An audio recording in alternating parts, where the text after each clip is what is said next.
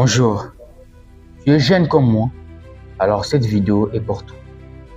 Ne l'ignore surtout pas. Je vais te dire quelque chose que la plupart ne comprennent pas jusqu'aujourd'hui. Tu n'es pas ici par hasard, tu n'es pas dans ce monde par hasard. Il y a des choses que tu es venu faire dans ce monde.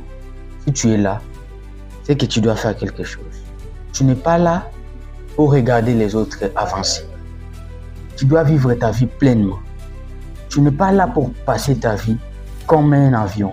Non, tu es là pour le vivre, pour écrire l'histoire. Avant de quitter ce monde, tu dois faire ces 3 choses. Avant de continuer, si c'est ta première fois de regarder cette vidéo, sache que je m'appelle Rufus. On partage ici mardi, jeudi et samedi. J'ai créé un guide qui pourra t'aider à améliorer ta discipline continue chaque jour. Mon numéro est dans la description.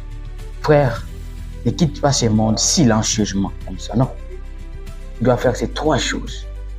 Fais au moins une de ces choses. La première chose que tu dois laisser dans ce monde, avant que tu puisses quitter, tu dois laisser une trace. Tu n'es pas là pour vivre ta vie comme un étranger. Non, tu es là pour la vivre pleinement, pour écrire l'histoire, pour faire quelque chose de grand. Tu dois être un acteur de ta vie, pas un spectateur. Tu dois faire ce qu'il faut pour laisser une empreinte derrière toi. La deuxième chose que tu dois tout donner pour faire dans ce monde, c'est faire la fierté de ta famille.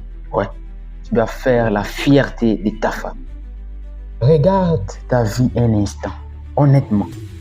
La vie que tu vis maintenant, si ce n'est pas la vie que tu veux vivre, que tu dois vivre, alors lève-toi, change quelque chose que personne n'a encore changé dans ta famille. Ne quitte pas ce monde sans faire quelque chose. Regarde ce que personne n'a encore fait dans ta famille, alors fais-le. Tu dois être une solution pour ta famille, pas un problème. La troisième et la dernière chose que tu dois faire avant de quitter ce monde, c'est inspirer, réveiller et pousser ton entourage à changer. Écoute, dans ton entourage, c'est 2 choses qui vont se passer. Soit tu t'adaptes à eux, soit eux vont t'adapter à toi. Ici, je ne te dis pas de pousser ton entourage avec force à changer, non. Je ne te dis pas non plus de mépriser ton entourage, mais je te dis de devenir la meilleure version de toi. Lorsqu'il se distrait, toi tu fais le nécessaire, tu fais l'essentiel. Toi, tu dois développer la discipline qui va leur pousser à changer.